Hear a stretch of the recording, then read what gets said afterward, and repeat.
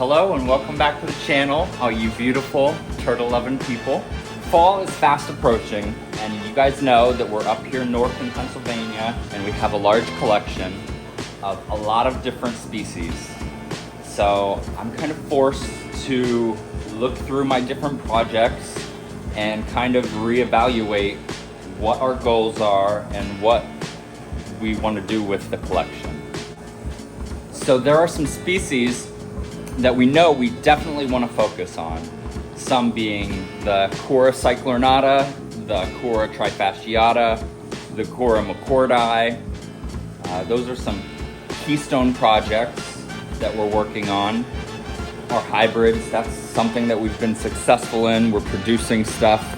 Some of our Asian tortoises, and you guys already know that Asian turtles and tortoises are our focus. So that's kind of another factor that comes into play. Seems like every year about this time, you have to reevaluate this collection, because when you come across a deal that's too good to be true, sometimes you have to jump on it. Like our Egyptian tortoise that we got this year, our Hermans that we've had for a couple years, the snake neck turtles. We got a couple different snake neck turtles, and the one that we were really wanting to focus on, the Rhode Island snake neck, we weren't able to get some. Some of them we thought were Rhodies, but ended up not being Rhodies.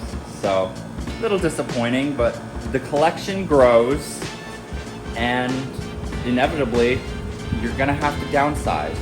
This little girl is our Egyptian tortoise. Very awesome species, but in Pennsylvania, it's gonna be very hard to find her a male since they changed the laws.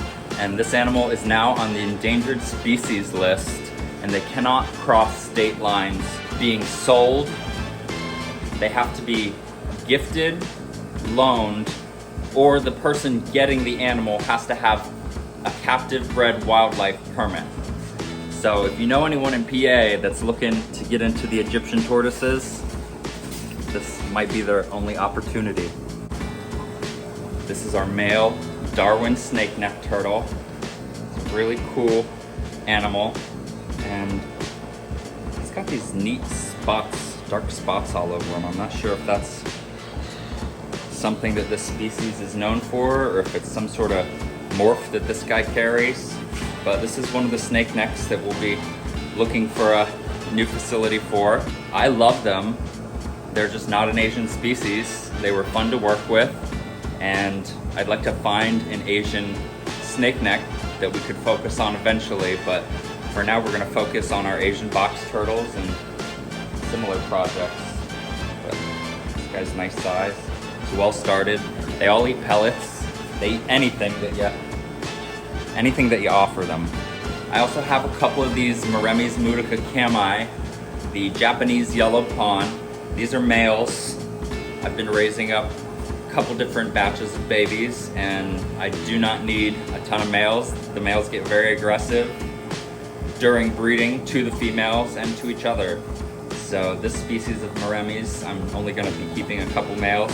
So I do have a couple extra surplus males of this turtle. And then while we're on the Maremys, I have two of these hybrids from Shelf Friends. They're Kwangtung river turtle Maremys sinensis hybrids. So these are really pretty. They're gonna get some red colors as they mature, the males, and these are two males, so they should be super pretty. Like I said, I just don't need a ton of male turtles, so you guys get to benefit.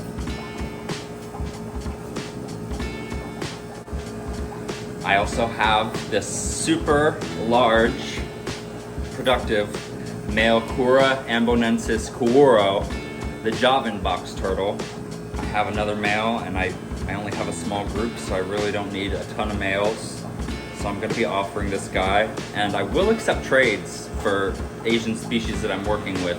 Shoot me offers. I will be posting them on Fauna, so keep a lookout. Here is one of our Cora cyclornata anamitica, or the Vietnamese three-line box turtle, or also known as the green rice turtle. These were one of my first Cora that I kept of the more expensive type. I think I got the Ambos first, and then these guys, and then the trifasciata. So these are my main squeeze, and it's very difficult to find males in the US. We have 5 females, and I'm hopefully gonna be getting a couple more hatchlings this year, giving us a chance to maybe get a male. If you follow me on Instagram or Facebook, I'm always posting pictures of our little McCord's box turtle. This is a species that is critically endangered. It's extinct in the wild, and they've never actually found a wild specimen in China where they're located, or were located, because they're thought to be not around anymore. This is a species that I'd like to find a male for and start a nice little group of these. They're awesome turtles, and to continue propagating them in captivity is just such a privilege. This is our male golden coin turtle, and he is actually a hybrid between a cyclornata and a trifasciata, which is not what we want. So we're gonna be trying to find a male trifasciata that is visibly looks pretty pure. We'll probably just use this guy with our hybrid project since he is a hybrid. But the trifasciata is another species that we want to focus on, and that's another reason why we're doing a small downsize. And here is his child that he produced this year. It's a golden coin Reeves turtle, and we actually had a friend who is interested in hybrids make us a pretty cool offer for some Indo-Testudo that we've been wanting to work with, some captive bred. And we accepted, so we're gonna be probably getting some of those here in pretty soon. Here's one you guys haven't seen in a while. This is one of our Travancore hybrid males. And the Travancore, if you don't know, is an Indian species of Indo-Testudo. There are 3 different species of Indo-Testudo, and these guys are not well represented in the United States. This is a hybrid between an elongated and a Travancore, but they do naturally intergrade. So it's a very close representation of the Travancore. These guys are very different than the elongated tortoise. They have bigger eyes, probably for looking for slugs and stuff at night or early morning. And these guys are just really fun tortoises, and Indo-Testudo is one that I want to focus on all species. So some of the other tortoises that we work with, like the Hermans and the Egyptians, have to go because we need more space for these guys. Another one you guys haven't seen in a minute, these are our baby elongated tortoises from Camp Kennan. He does not work with these anymore.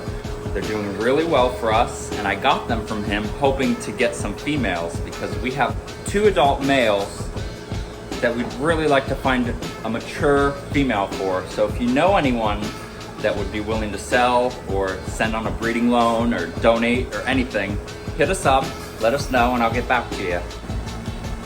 This is one of the young Pura trifasciata that we're growing. You can see the plastron looks much different than that adult male that I showed you. And if you compare it to one of the cyclornata, you can see there's a much different look to these guys. Even that head, it's not a bright yellow, it's more of a drab brown, but that peach color underneath is just so beautiful.